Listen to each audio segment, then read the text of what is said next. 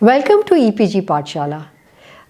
Today we are going to study the topic Orientalism and thereafter the theory which has been propounded by Edward Said.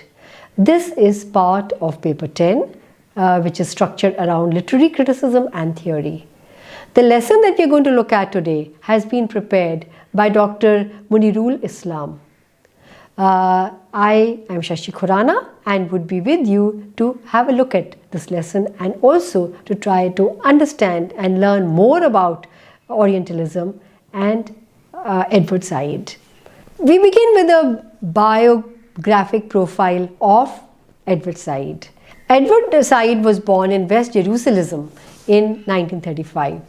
He spent his early years in Egypt and Lebanon, and he received many awards in higher education. He completed his higher education in America, lived in America almost his entire mature life, was trained as a literary critic in America and wrote first book which was titled Joseph Conrad and the Fiction of Autobiography, and this was in 1966. The Arab-Israel War of 1967 changed the world for Said. He committed himself to the cause of Palestine and was a strong critic of Zionist expansion and the brutality of the Western world. He was especially critical of the Western misrepresentation of the Arabs and the Palestinians. He lived an active life of as a public intellectual, and he had extremely good knowledge of music, could play the piano to perfection almost. His method of contrapuntal reading, a term which has become a methodology, has come from music. He has written numerous columns on music, together with, of course, many books on criticism as well. He has also been described as the most influential public intellectual and literary critic of the 20th century. So let us look at the works of Edward Said. He wrote more than 20 books, numerous essays and articles, and lectured in universities all over the globe. His second book was named Beginnings, Intentions and Method. This was published in 1975. However, we focus now as part of this paper on his most famous book, which is titled Orientalism. This was published in 1978. Two other books in the Orientalism trilogy are The Question of Palestine in 1979 and Covering Islam in 1981. Some of his other important works are The World, the Text and the Critic published in 1983, as well as Culture and Imperialism published in 1993. The Last Sky, Palestine Lives in 1986. Peace and Its Discontents in 1995. So you have such a range of works by Edward Said, and of course one of the other prominent books is The Name of Said's Autobiography, which is titled Out of Place, and that was published in 1999. So once again, when we look at the kind of intellectual range that has been covered by Said, we would understand how influential he is as a critic. Let us talk about now before Orientalism. The first point to keep in mind and to understand is what Said had to say about Orientalism, or in fact even why he took up the concept of Orientalism. Orientalism, according to Said, is, and I quote, a way of coming to terms with the Orient that is based on the Orient's special place in European Western experience, unquote. Now this is very important. Very often it is misunderstood that Orientalism is a term which has been generated or created from within the space of the Orient. What Said contravenes, refutes, is that, and he explains also that Orientalism is in fact a term which has been generated from the Western space, Western experience. Before Said, a number of thinkers worked on Western representation of the Orient, criticized Orientalism as a meta discourse, and tried to expose the falsifying nature of it. Therefore, Said's intervention with his own understanding becomes very important. Let us look at some of the works on Orientalism before this major work, which is titled Orientalism. Some of the works are Norman Daniels' Islam in the West, The Making of an Image in 1960. The other one is Abdul Malik's article Orientalism in Crisis, brought out in 1963. Another one is A.L. Tibwani's English Speaking Orientalism, a critique of their approach to Islam and Arab nationalism. This was brought out in 1964. Syed Hussain Alatas's title The Myth of the Lazy Native, brought out in 1977. Syed himself wrote articles like, and I quote, Shattered Myths in 1975, Arab Islam and the Dogmas of the West in 1976. So there was a whole climate, one would say, in which a lot of work was produced on Orientalism. Let us now look at the book Orientalism, which is supposed to be the objective of our study today. Let us look at the structure of the book. Structurally, the book is divided into three parts. The first part is titled The Scope of Orientalism, and this focuses on Western representation of the Orient, on Orientalizing the Oriental, as Said himself has put it.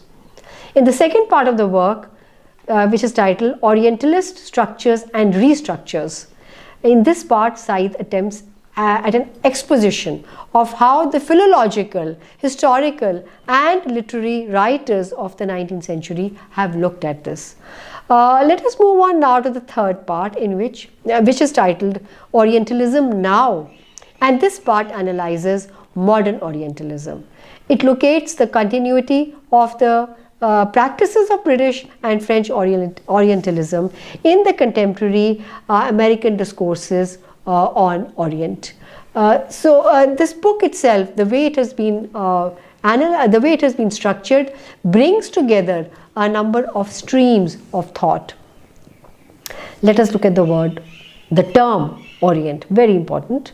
The term Orient is often used as an alternative to the term East, but is it so? And that is exactly what Edward Said has tried to analyze.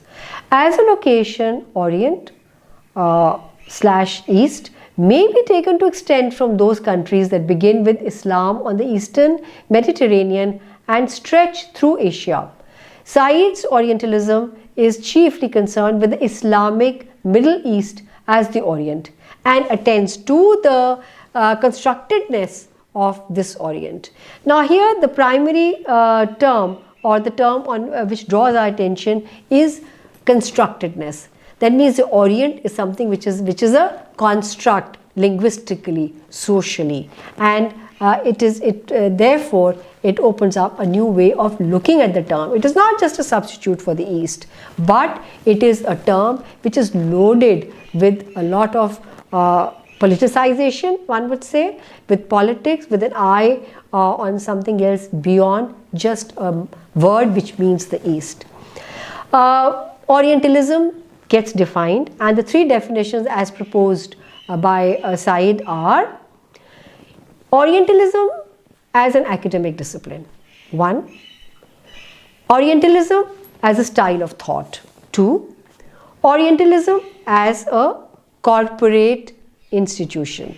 So this definition, or the three different definitions, one could say, explain the term philosophically, politically, socially, and perhaps even economically. Let us look at Orientalism as an academic discipline. The academic discipline of Orientalism emerged in the 18th century with the growing interest of Europe in the culture of the East, and persists in the contemporary world in different forms, such as area studies or Oriental studies, Islamic studies, etc. With a plethora of texts written, translated, imitated, the unfamiliar, unknowable Orient becomes familiar and known. These texts helped in the formations of certain Western stereotypes of the Orient and aided the cause of the empire. Now, this is exactly what Said has tried to, look at from a different perspective, differing from the way history has been analyzed. Said justifies the complicity of academic discipline of Orientalism with the imperial power by pointing out that the upsurge of Oriental studies coincided with the period of European imperial expansionism between 1815 and 1914. Therefore, as an academic discipline, it is correlated with the expansionist ideologies of the West. Let us look at Orientalism now as a style of thought.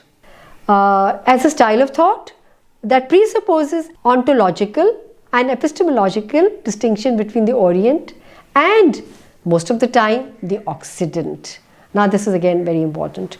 How it has been used as the opposite of the Occident. Orientalism, in other words, constructs binary opposition, where the Orient becomes the inferior, other of the superior West. So, this is how the term Orientalism has been expanded. It moves beyond just the reference to the East. It in fact becomes a term which integrates or which includes within itself a binary opposition. This definition of Orientalism is very expansive in terms of historical time and terms of different fields of knowledge that it encompasses, and can include almost every Western writer who wrote on or about the Orient. Let us look at Orientalism as a corporate institution now. As the corporate institution for dealing with the Orient, dealing with it by making statements about it, authorizing views of it, describing it by teaching it, settling it, ruling over it. In short, Orientalism as a Western style for dominating, restructuring and having authority over the Orient. So, once again, it is correlated with the political hegemony that it imparts in terms of its meaning. Said appropriates Michel Foucault's notion of discourse to comment on the systematic discipline of Orientalism by which the European culture was able to manage and even produce the Orient. So the Orient is actually produced by the Occident or by the West, and as we had said earlier that it is a term which is loaded with a certain political ideology. In Orientalism discourse, the relationship between the Occident and the Orient is a relationship of power, of varying degrees of complex hegemony. Now, it is this hegemony that Said explores by and by, layer by layer in his work which is titled Orientalism. Let us look now at the latent and manifest Orientalism as it has been introduced by Said. In intent, Orientalism dreams and fantasizes about the Orient remains constant over time. So what is Orientalism? And I quote, a body of ideas, beliefs, cliches learning about Orient. Its sensuality, its tendency to despotism, its aberrant mentality, its habits of inaccuracy, its backwardness. For example, Oriental dreams, in quotes, which reflect some of the unchanging nature of the Orient. In Thomas de Quincey's Confessions of an English Opium Eater, this has been made manifest.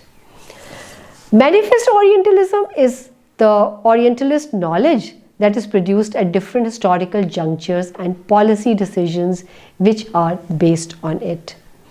Let us look at James Mill's History of British India, which is cited by Edward Said, or Thomas Babington Macaulay's Minutes on Education.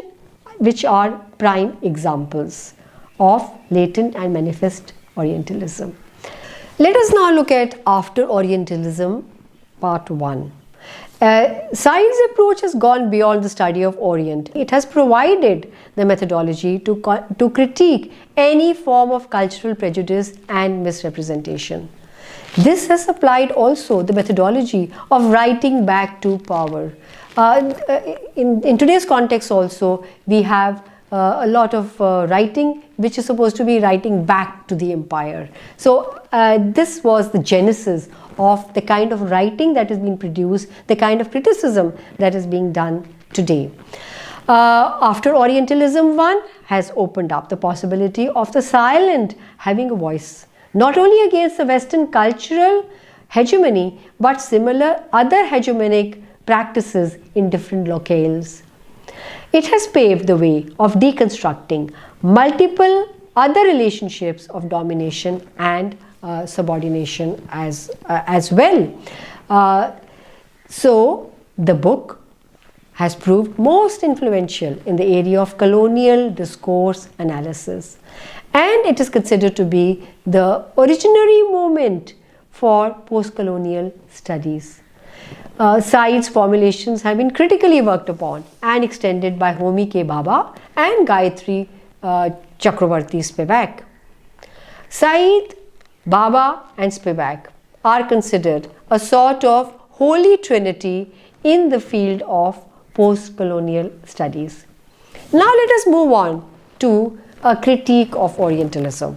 After having studied what it means and also the importance and space that it occupies, Orientalism is ahistorical, which means ahistorical. It ignores the resistance by the passive. Said ignores the resistance within West. Said ignores gender difference and class difference. Said provides no alternative to Orientalism. Therefore, Orientalism is a very monolithic in its conceptions of the Orient and the Occident. So these are some of the criticisms of Orientalism. But again, these criticisms are based on a particular perspective. Through your own study, you would be able to maybe generate your own variety or corpus of criticisms. Let us look at the criticism or the critique of Orientalism 2. Said has been criticized for taking Napoleon's Egyptian invasion as the beginning point for the discipline of Orientalism, ignoring earlier examples of major breakthroughs in Oriental studies. Said does not consider the example of German Orientalism, and his theory cannot explain the growth of Oriental studies in Germany, because Germany did not have empire or empires in the East. So once again, it brings out, the forms of critique or the kinds of critiques that have been generated against Orientalism. Let us look at now the critique of Orientalism 3. Orientalists and area studies scholars rose in arms against Said. One of them, Bernard Lewis, in Orientalism and Exchange, published in 1982, accused Said of polluting the term Orientalism beyond redemption. Lewis claimed that Orientalism is pure objective practice. Said has been criticized by Dennis Porter in Orientalism and Its Problems in 1983. The title is, of course, Orientalism and Its Problems, which was published in 1983, for wrongly appropriating Foucault's notion of discourse and for the ambivalence of relationship between knowledge and ideology. Like any new work, Orientalism in its various parts has provoked a lot of criticism. The critique goes up to the fourth, Orientalism part 4. It is the Marxist critique of Said by Izaz Ahmed in his book In Theory, Classes, Nations, Literatures, brought out in 1992. Said adopts through Foucault's Nietzschean idea that puts in doubt of the veracity of truth and ignores the atrocities of the Orientals themselves. So a very important criticism which has been written out by Izaz Ahmed. Robert Young in White Mythologist, brought out in 1990, objects to Said's offers to Said by saying that he offers no alternative to Orientalism. What about James Clifford in the title On Orientalism? He accuses Said of using the same Western tools of liberalism that he aims to criticize, and his critique becomes a form of Occidentalism. So once again, this is another voice, another writing which has critiqued Orientalism. But let us have a look at Beyond Orientalism. It brings up the question of Palestine. What is it? This is a critique of Zionism, which refused to give recognition to the realities and experiences of the Palestinians. Said equates Zionist policies as an extension of British colonial legacy. Let us look at the other section, covering Islam. Said started writing in 1789, and he focuses on how Western media's covering, in quotes, that is representation of Islam. The book extends the arguments of Orientalism and aims to expose that the monolithic and homogeneous image of Islam that American media represented was a myth. So it tries to demolish the various myths which are based on false notions or on assumptions through his work. Let us look at the other section, which is the world, the text and the critic. Said suggests that worldliness of the critic is as fundamental as the worldliness of the text. By worldliness, he means affiliation of the critic or the text to the world. Critical activity for Said cannot be de-linked from a society and life, and the critic should not confine himself to the ivory tower of his specialized world. Let us now look at the other section, which is culture and imperialism. Said uses the contrapuntal method of reading in his literary criticism. His essays on the text from the perspective of the colonized try to unravel the hidden imperial elements in them. Let's move on now to some kind of a summing up. Orientalism as a concept, and Orientalism as explored by Edward Said creates a completely new perspective on the way history is read, on the way the other of the Western view has been explored, has been criticized. Of course, Orientalism does not stand without a lot of criticism. It has been criticized, but those are the other perspectives which counter the perspective brought out by Edward Said. You, as the learners, would try to generate your own criticism. Read both Said, which you're studying, and of course, the critics who have been mentioned in this lesson. Thank you for visiting EPG Pathshala, and if you have any further queries and if you seek information, please, you're welcome to contact the site. Thank you.